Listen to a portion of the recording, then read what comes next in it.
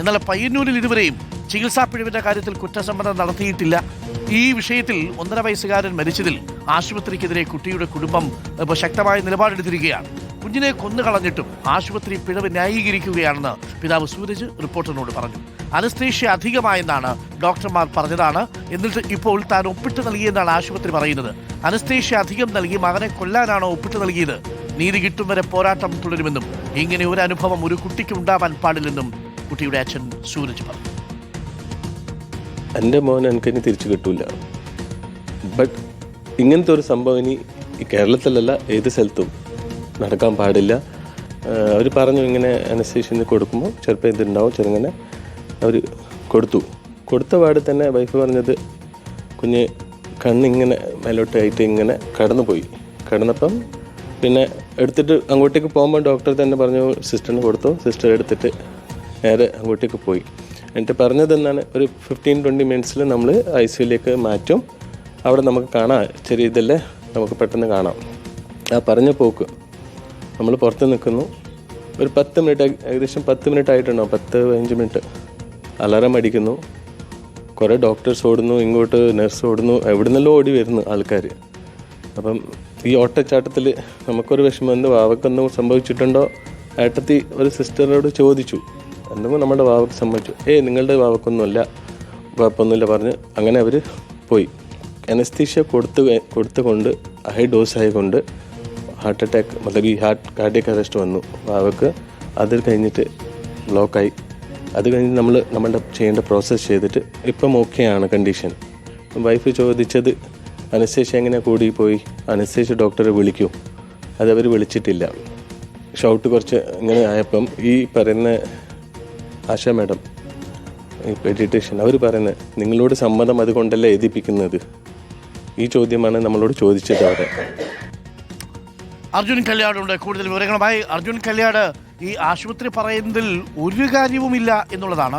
ഇപ്പോൾ ഈ കുഞ്ഞിൻ്റെ അച്ഛൻ പറയുന്നത് പോലെ അതും ചെറിയൊരു മുറിവാണ്. കുഞ്ഞിനെ കൊണ്ട് അവിടെ ചെല്ലുമ്പോൾ അച്ഛനല്ലല്ലോ തീരുമാനിക്കേണ്ടത് അനസ്തേഷ്യ കൊടുക്കണോ വേണ്ടയോ, എത്രയാണ് അനസ്തേഷ്യ കൊടുക്കേണ്ടത് എന്നൊന്നും തീരുമാനിക്കേണ്ടത് അച്ഛനല്ലല്ലോ. അവിടെ അനസ്തേഷ്യ ഡോക്ടറുണ്ട്. ആ അനസ്തേഷ്യ ഡോക്ടർ പറയുന്നത് പോലെയല്ലേ അച്ഛൻ ചെയ്തിട്ടുണ്ടാവുക. നമ്മളുടെയൊക്കെ കയ്യിൽ ഒപ്പിടാൻ കൊണ്ടുവരുന്ന സമയത്ത് മൊത്തം വായിച്ചു നോക്കിയിട്ടല്ലല്ലോ. അല്ലെങ്കിൽ ഇത് അനസ്തേഷ്യ കൊടുക്കണോ വേണ്ടയോ എന്ന് നമുക്ക് പറയാനുള്ള എക്സ്പെർട്ട്നെസ് ഇല്ലല്ലോ അതിനകത്ത്.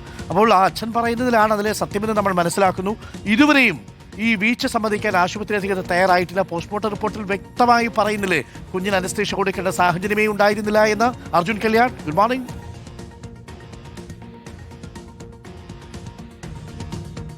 ഡോക്ടർ തീർച്ചയായിട്ടും ഈ ആശുപത്രിക്ക് വീഴ്ച സംഭവിച്ചുവെന്ന പോസ്റ്റ്മോർട്ടം റിപ്പോർട്ടിൽ കഴിഞ്ഞ ദിവസം ചേർന്നിട്ടുള്ള മെഡിക്കൽ ബോർഡ് യോഗത്തിൽ എല്ലാം തന്നെ വിലയിരുത്തലും കണ്ടെത്തലുമൊക്കെയായി പുറത്തേക്ക് വരുന്ന ഒരു സാഹചര്യമുണ്ട്. പക്ഷേ ആ ഘട്ടത്തിൽ പോലും ആശുപത്രി ഇതിനകത്ത് വീഴ്ച സംഭവിച്ചിട്ടില്ല എന്നുള്ള ന്യായീകരണം തന്നെയാണ് മുന്നോട്ട് വെക്കുന്നത്.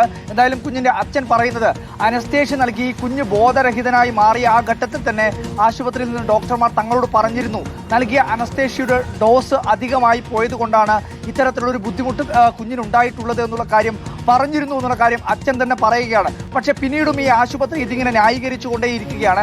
ഏറ്റവും പ്രധാനമായി അച്ഛൻ പറയുന്നത്, ഇപ്പോൾ ആശുപത്രി പറയുന്നത് രക്ഷിതാക്കളുടെ കൺസെന്റോട് കൂടിയാണ് അനസ്തേഷ്യ നൽകിയത് എന്നാണ്. പക്ഷേ അച്ഛൻ ചോദിക്കുന്ന ഒരു ചോദ്യമുണ്ട് ഡോക്ടർ, അത് വളരെ നൊമ്പരപ്പെടുത്തുന്നതാണ്, വളരെ വൈകാരികമായിട്ടുള്ളതാണ്. തങ്ങളുടെ കുഞ്ഞിന് അധിക ഡോസ് നൽകി തങ്ങളുടെ കുഞ്ഞിനെ കൊല്ലാനാണോ ഞാൻ ഒപ്പിട്ട് നൽകിയത് എന്നുള്ള ആ ചോദ്യത്തിന് മുന്നിൽ, ആ ചോദ്യം തന്നെയാണ് ആശുപത്രിയോടും ഞങ്ങൾക്കും ചോദിക്കാനുള്ളത്, അല്ലെങ്കിൽ നമുക്കും ചോദിക്കാനുള്ളത്. കാരണം അധികമായി അനസ്തേഷ്യ ഡോസ് നൽകാൻ ആരാണ് അധികാരം നൽകിയത്, അല്ലെങ്കിൽ എന്തിനു വേണ്ടിയാണ് അങ്ങനെ അധികം ഡോസ് നൽകിയത് എന്നുള്ളതാണ് ഏറ്റവും പ്രധാനമായി ഇപ്പോൾ ഉയരുന്ന ചോദ്യം. അതിന് പുറമെ ഇപ്പോൾ അനസ്തേഷ്യ നൽകിയിട്ടുള്ള ഡോക്ടർക്ക് മാത്രമേ ഇപ്പോൾ പ്രതി ചേർത്തിട്ടുള്ളൂ. അവർക്കെതിരെ മാത്രമേ നിലവിൽ കേസെടുത്തിട്ടുള്ളൂ. ഈ അച്ഛൻ പറയുന്നത് മറ്റ് ഡോക്ടർമാരുണ്ട്, ഈ കുഞ്ഞിനെ പീഡിയാട്രിക്സിന്റെ ഡോക്ടറുണ്ട്, അതുപോലെ തന്നെ മറ്റ് സർജറിയുടെ ഡോക്ടറുണ്ട്. ഇവരൊക്കെ ചേർന്നാണ് ഈ കുഞ്ഞിനെ അനസ്തേഷ്യ നൽകി ചികിത്സിക്കേണ്ട ഒരു മുറിവാണ് ഈ ചുണ്ടിന് പറ്റിയത് എന്നുള്ള ഒരു വിലയിരുത്തലിലേക്ക് എത്തുന്നത്. സ്വാഭാവികമായും അനസ്തേഷ്യ നൽകുന്നത് ഏറ്റവും അവസാനമാണ്. സർജറിയുടെ ഡോക്ടർ അടക്കം ഇതിനകത്ത് കൃത്യമായ രീതിയിൽ ഒരു ഉത്തരവാദിത്വമുണ്ട്. അവരാണ് പ്ലാസ്റ്റിക് സർജറി ചെയ്യേണ്ടതുണ്ട് എന്നുള്ള കാര്യം തങ്ങളോട് പറയുന്നത്. ആ സമയത്ത് ഞങ്ങൾ ഇതൊന്നും ചിന്തിച്ചിരുന്നില്ല. തങ്ങളുടെ കുട്ടിക്ക് സംഭവിച്ചിട്ടുള്ള ആ മുറിവ് ഭേദമാവുക എന്നുള്ളത് മാത്രമായിരുന്നു ഞങ്ങൾ കരുതിയിരുന്നത്. അതുകൊണ്ടാണ് ഡോക്ടർമാർ പറയുന്നത് അനുസരിച്ച് മുന്നോട്ട് പോയിട്ടുള്ളത്. ഒരുപക്ഷെ ഈ ഡോക്ടർമാർ ഇങ്ങനെയൊക്കെ ചെയ്യുമെന്ന് അറിഞ്ഞിരുന്നുവെങ്കിൽ ഒരിക്കലും ഞങ്ങൾ ഇതിന് സമ്മതിക്കില്ലായിരുന്നു എന്നുള്ളത് ആ അച്ഛൻ വളരെ കരഞ്ഞുകൊണ്ട് തന്നെ പറയുകയാണ്.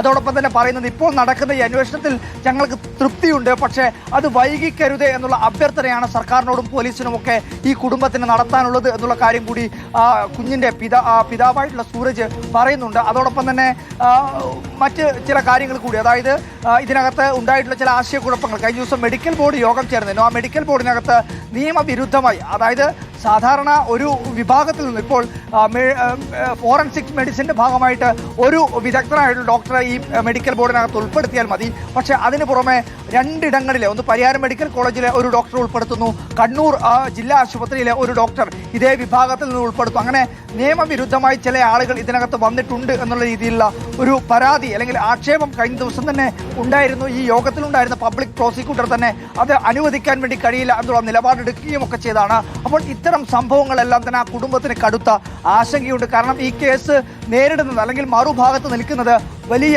വൻകിട ഈ മെഡിക്കൽ മേഖലയിൽ പ്രവർത്തിക്കുന്ന വലിയ കമ്പനികളാണ്, കുത്തക കമ്പനികളാണ്. അപ്പോൾ അവരോട് തങ്ങൾക്ക് എത്രമാത്രം ഫൈറ്റ് ചെയ്യാൻ വേണ്ടി കഴിയും എന്നുള്ള കാര്യത്തിൽ കുടുംബത്തിന് വലിയ ആകുലതയുണ്ട്. അതുകൊണ്ട് തന്നെ ഇത്തരം ഇടപെടലുകൾ, ഇത്തരം ചില മെല്ലപ്പോക്കുകളൊക്കെ ചില അന്വേഷണത്തിൻ്റെ ഭാഗമായി ഉണ്ടാവുന്നുണ്ട് എന്നുള്ള ആശങ്ക ആ കുടുംബം പങ്കുവെക്കുകയാണ്.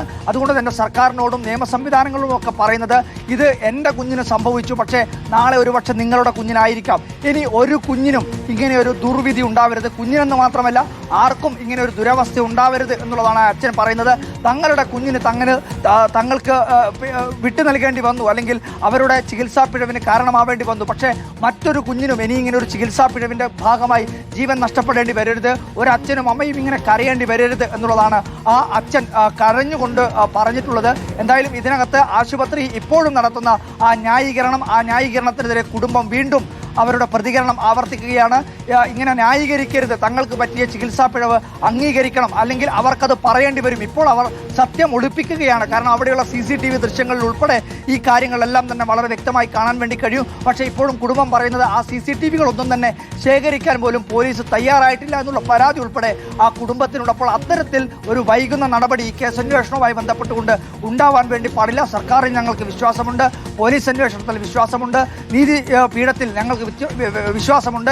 അതുകൊണ്ട് തന്നെ ആ അർത്ഥത്തിൽ ഞങ്ങൾ അർപ്പിക്കുന്ന വിശ്വാസം തിരിച്ചും ഈ സംവിധാനം ഞങ്ങൾക്ക് നൽകാൻ വേണ്ടി തയ്യാറാവണം എന്നുള്ളതാണ് ഈ കുഞ്ഞിന്റെ ദേവാൻഷ് ശൗര്യയുടെ 1.5 വയസ്സുകാരന്റെ പിതാവ് സൂരജ് റിപ്പോർട്ടറിനോട് വ്യക്തമാക്കുന്നത്. ഡോക്ടർ തീർച്ചയായിട്ടും നീതി കിട്ടും വരെ ആ രക്ഷിതാക്കളുടെ പോരാട്ടത്തിനൊപ്പം നമ്മൾ ഉണ്ടാവും. പയ്യന്നൂർ ബേബി മെമ്മോറിയൽ ഹോസ്പിറ്റലിൽ നിന്ന് ആ കുട്ടിക്ക് നേരിട്ട ആ അനീതി അല്ലെങ്കിൽ ആ നിർഭാഗ്യകരമായ സംഭവം, അത് തീർച്ചയായിട്ടും അച്ഛൻ പറയുന്നത് പോലെ അത് ഒരു തെറ്റും ആ രക്ഷിതാക്കളോട് നമുക്ക് പറയാൻ കഴിയില്ല. കുഞ്ഞ് നഷ്ടപ്പെട്ടതിൻ്റെ വേദനയിൽ ഇരിക്കുകയാണ്.